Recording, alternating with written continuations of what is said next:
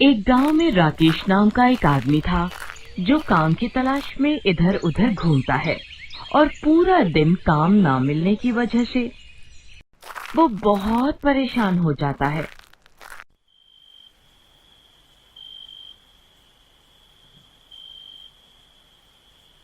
और रात को जब वो थककर अपने घर जाता है, घर में घुसते ही उसकी बीवी उससे पैसे मांगती है। अजी सुनिए, मुझे कुछ पैसे दे दीजिए, मुझे सोनिया को कल मेले में लेकर जाना है। क्या पैसे? मेरे पास तो खाने के लिए भी पैसे नहीं हैं। क्या आपके पास पैसे नहीं है? पैसे नहीं है कहने से घर का खर्चा थोड़ी ना चल जाएगा। मुझे नहीं पता, आप जाओ और कहीं से भी पैसे लेकर आओ। पुष्पा तुम ही बताओ, मैं कहाँ से पैसे लेकर आऊं? जिनसे पैसे लेने थे उन लोगों ने पैसे देने से मना कर दिया। काश मैंने तुमसे शादी करने से मना कर दिया होता तो आज मैं सुख से रहती। जब से मैंने तुमसे शादी की है तब से एक भी दिन सुख से नहीं रही हूँ।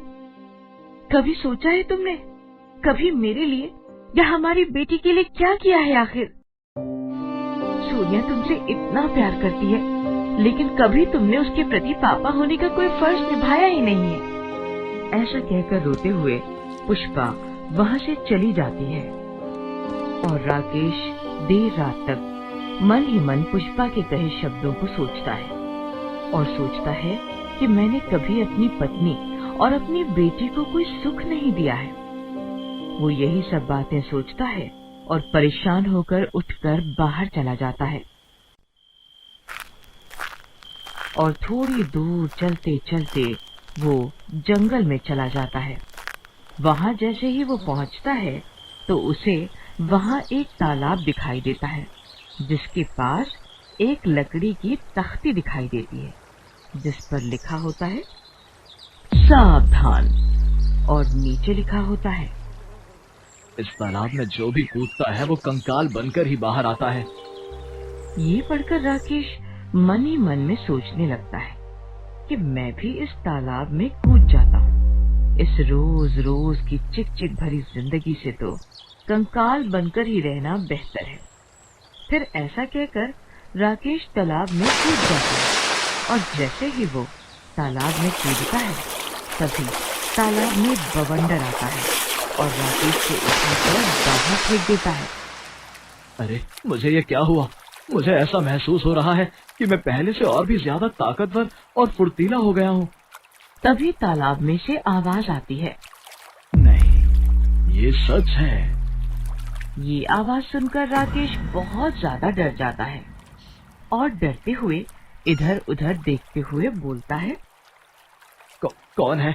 कौन है? यहाँ जो भी है सामने आओ। तभी तालाब में से पानी निकलकर बोलता है, मैं तालाब बोल रहा हूँ, एक जादुई तालाब। तालाब को ऐसे बोलते देख राकेश और भी ज्यादा डर जाता है। अरे अरे तालाब कैसे बोल सकता है? मैं तालाब ही हूँ और जो भी मेरा इस्तेमाल जो सोच कर करता है उसका उल्टा ही होता है। जो भी मुझ में स्वस्थ होने के लिए कूदे उसका उल्टा हुआ, वो मरकर कंकाल बनकर निकले।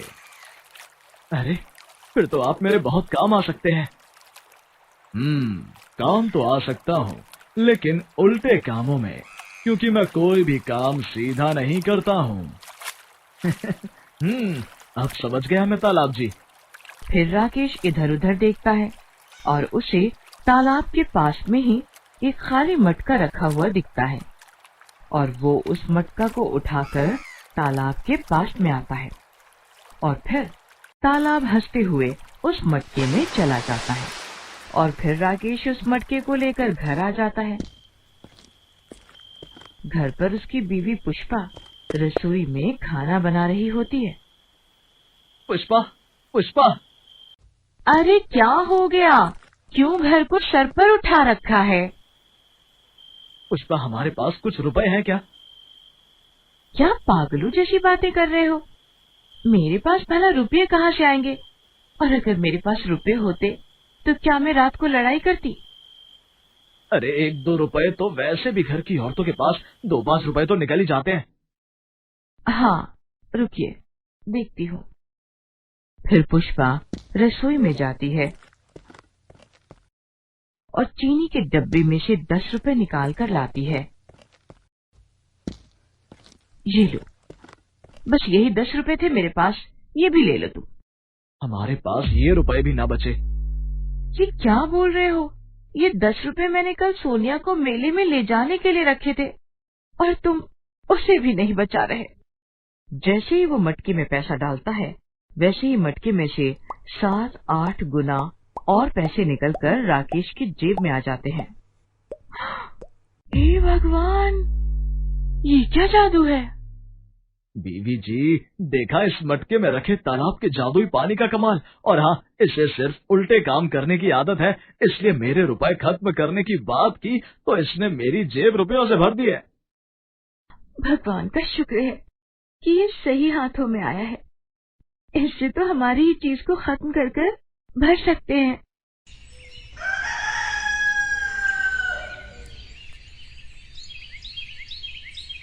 फिर राकेश उस मटके को लेकर बाहर जाता है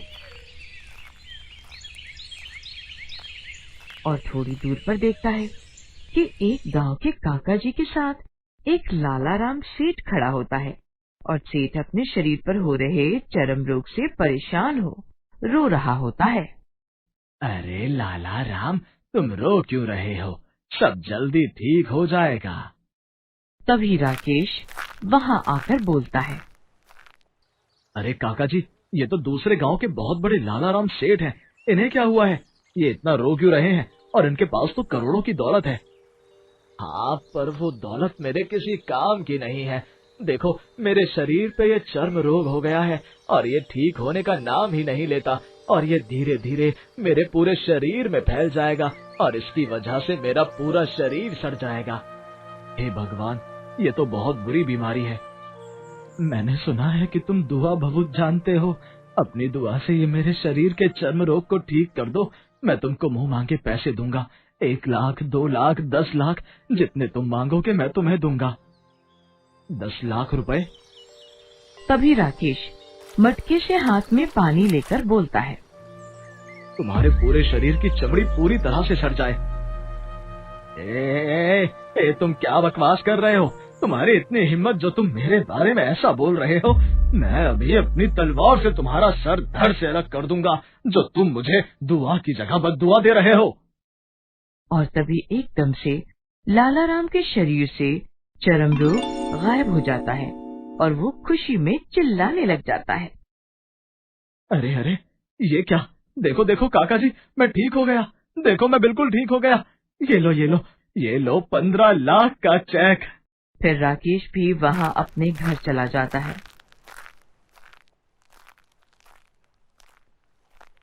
और घर जाकर वो 15 लाख का चेक अपनी बीवी को देता है। अरे अरे, 15 लाख का चेक! भगवान की कृपा से अब हमारी सारी परेशानियां खत्म हो जाएंगी। अरे यही नहीं बीवी जी, अब तो पूरे गांव में हमारी चर्चा है और फिर धीरे धीरे पूरे शहर में हमारी चर्चा हो जाएगी और लोग समझेंगे कि ये सब हम अपनी दुआ बहुत से कर रहे हैं, लेकिन उन्हें क्या पता कि हमारे पास ये जादुई तालाब के पानी का करिश्मा है। अरे वाह, अब तो हमारे पास पैसा ही पैसा होगा। भगवान का शुक्र है कि ये तालाब का पानी आपको मिला, जिससे हम सब बहुत अमीर हो जाएंगे और हम चाहते हैं कि ये पानी इस मटके से कभी भी खत्म ना हो। अरे अरे, ये क्या बोल दिया तुमने? कितनी बड़ी गलती कर दी पुष्पा तुमने। तुम्हें बताया था ना मैंने कि इस तालाब के पानी को सब उल्टा करने की आदत है। अरे अरे अरे, ये क्या हो रहा है? देखो देखो, तुम्हारे कहते मटका खाली हो गया। हे भगवान, और पैसा कमाने की चाह में ये क्या गलती कर बैठी मैं। चलिए चलिए, जल्दी से उसी तालाब से दोबारा फिर से मटके में पानी भर लाते हैं हम। हाँ हाँ, चलो चलो चलो, जल्दी चलते हैं।